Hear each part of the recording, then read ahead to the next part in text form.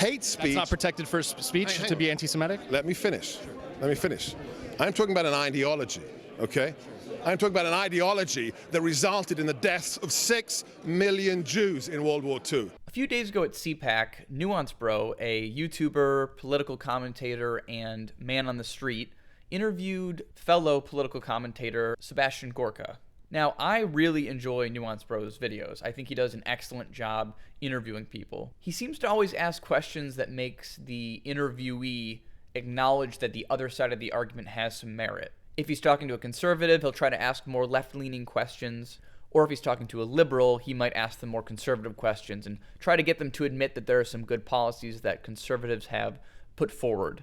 Now, the reason I like this method so much, and the reason I decided to make this video, is because this method of interviewing that Nuance Bro uses tends to bring out the political hacks, because they tend to not want to admit when they're wrong, even when the evidence is pretty clear that they are. So in this particular video that we're going to be looking at today, Nuance Bro starts by asking Sebastian Gorka if he thinks that free speech is under attack. So the First Amendment is something we all obviously cherish. A lot of times we're seeing in the modern day, a lot of these voices are trying to be suppressed, even sometimes by the right, sometimes by the left, a lot of times by the left, a lot more, but mostly. Yeah, sure. So do you believe this First Amendment is something that we really need to protect right now, and how do you feel like we can really defend that in the modern day? Oh, absolutely. If you look at the fact that these platforms that through their lobbyists manage to carve out an exemption for themselves as non-publishers, I mean the social media platforms like Twitter, like Facebook, like Instagram, are not liable for anything that happens on their platforms, but think that they get to police the First Amendment rights of Americans by shadow banning, by suspending, or by giving only the vaunted blue check mark to their buddies. Oh, absolutely. The First Amendment is under assault in ways that we haven't seen in generations in America. All right, so you can see by that video, he just kind of starts out by making a few blanket statements that conservatives are being sort of persecuted on social media. He talks about how the fact that on Twitter, you'll see that more left-leaning journalists and people like that have blue check marks. And those blue check marks seem to kind of legitimize people on the left and delegitimize people on the right because they don't have them. And just to be perfectly transparent with you, these are all sentiments that I actually agree with. It does feel like conservatives are unfairly targeted on social media. And from what I can tell, it seems much harder for conservatives to get a blue check mark, to get verified. And in some cases, they've actually removed verification from certain conservatives. My interpretation of Gorka's comments here is that he's saying that because all these social media platforms that are censoring conservatives are left-leaning and that they police speech, that behavior is indicative of the left in general as a whole. And I have to admit again that I mostly agree with him there. I do think that the shutting down of free speech does seem to be much more pervasive on the left. Leftist types do tend to suggest that words can be violent and therefore we must not hear them, we must shut them down. But as we're about to witness, it's not just people on the left who share that sentiment. Sure. And historically, this country was founded on First Amendment values like the boycott of the tea. When this country was founded, we had the Montgomery, Alabama bus boycott, I'm sure as you know. Now, again, I have got to give Nuance Bro praise here for this interview because the setup for this is masterful. He basically frames this whole boycott situation around the deepest patriotic reference that he can muster up, which is the Boston Tea Party. What do you think about legislation that's been passed in many states, like these 28 states, and even on the national level, they're trying to pass a lot of these anti-BDS laws that violate the First Amendment. In Florida, for example, the courts have said recently that this is anti-First Amendment, even though they've been passing, boycott, divestment, sanction stuff. What do you think about those anti-BDS laws? Now, before we go on, I do want to just give a quick overview of these anti-BDS laws that he's referencing here, because I think it'll be useful for you to have kind of an idea of what he's talking about. The Israel Anti-Boycott Act is a proposed bill that is designed to permit U.S. states to freely enact laws that would require contractors to sign a pledge saying that they would not boycott any goods from Israel, or their contracts would be terminated. And before this bill was introduced, 26 states had already passed very similar legislation. Now, I don't know about you, but this sounds pretty unconstitutional to me. You don't have to agree with BDS to understand that they still have the constitutional right to boycott whoever and whatever they want.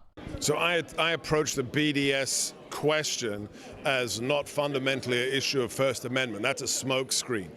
This is the modern form of anti-Semitism. If you understand the BDS movement's origins and what it's really about, it is a movement to deny the legitimacy of the modern Israeli state. And as such, it is absolutely reprehensible that we have leading lights of the Democrat Party, such as Alexandria Ocasio-Cortez, who are proud supporters of the BDS movement. This is just anti-Semitism under a new cloak. So no, anybody who talks about First Amendment rights, it's a smokescreen. This is the new form of anti-Semitism and needs to be recognized as such and rejected by all decent Americans of any religion. Okay, so let's break this down. Immediately, Gorka makes the claim that BDS has nothing to do with free speech and that it's really just a smokescreen for racism and anti-Semitism. And again, he's probably honestly right that BDS is rooted in anti-Semitism. And I'm willing to be crystal clear here that I don't even support BDS. But it is, in fact, a First Amendment issue, and it's weird that he's not willing to admit that here. I mean, the organization is built around boycotting Israel. I mean, it's in the name. The B in BDS stands for boycott.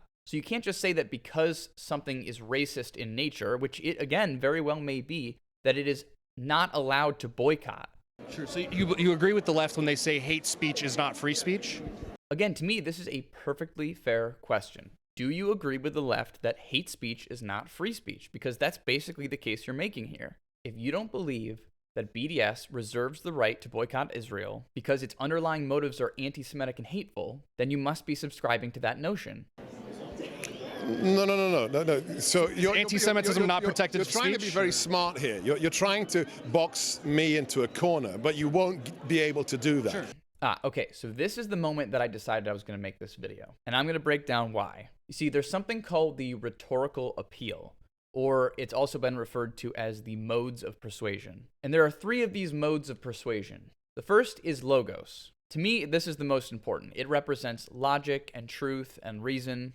And the second is ethos. This mode represents someone's credibility or their credentials or sort of who they are as a person. And lastly, and maybe least importantly, you have pathos. Pathos is basically emotional appeal, how you can appeal to someone's emotion to persuade them. Now, the most effective way to persuade someone in an argument is to use all 3. You want to use the logos, so you want to use truth and logic and reason in your arguments.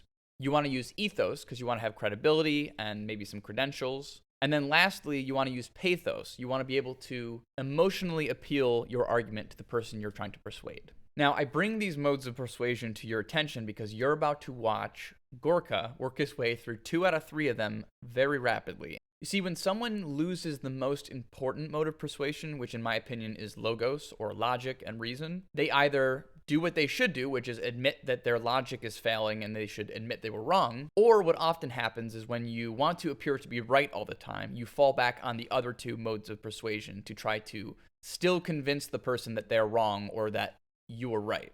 So first, Gorka tries to fall back on ethos or his credentials.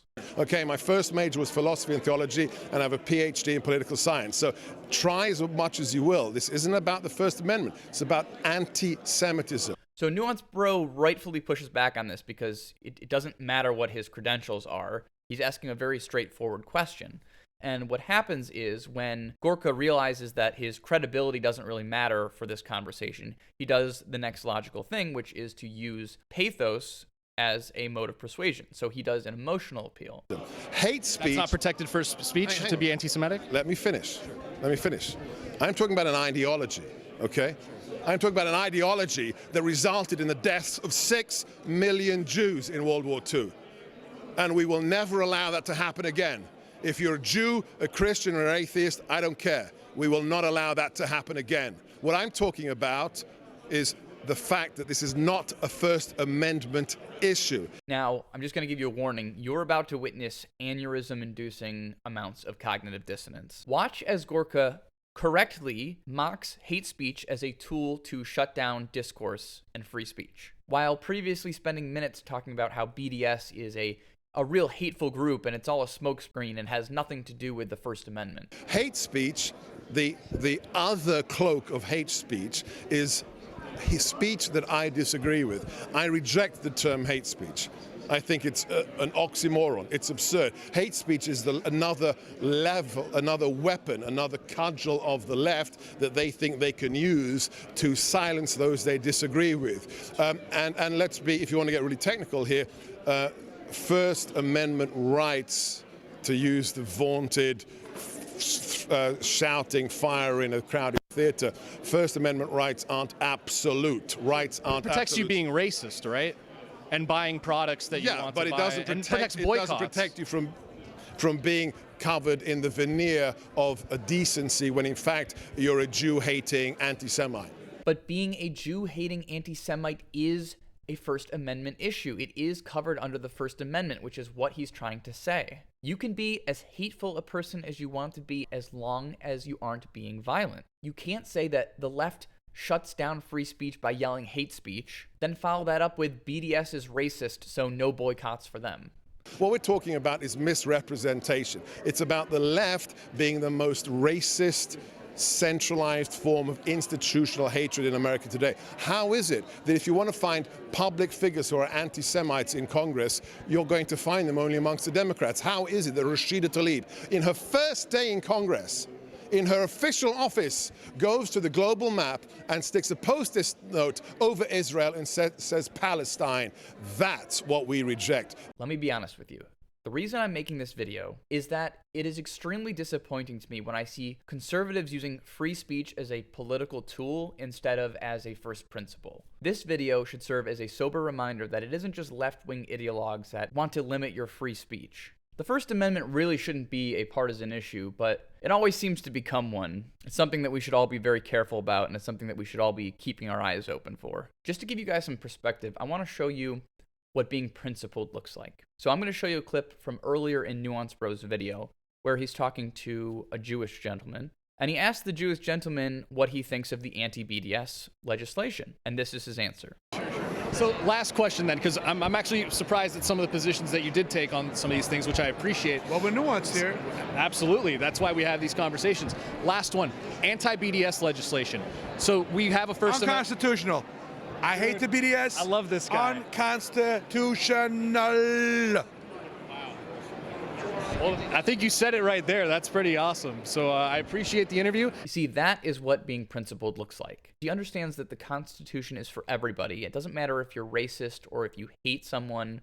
The Constitution is there for everyone. So big shout out to that guy. He's an awesome, principled gentleman. All right, that's going to do it for this video. I just want to give another shout out to Nuance Bro, who flew to CPAC and made this video, and who did an excellent job interviewing. I can't recommend his channel enough. If you're seeing this, please go over to his channel. The link will be in the description. Give him a try and subscribe to his content. All right, so that all being said, please like, comment, subscribe, share the video, and I'll see you guys in the next one.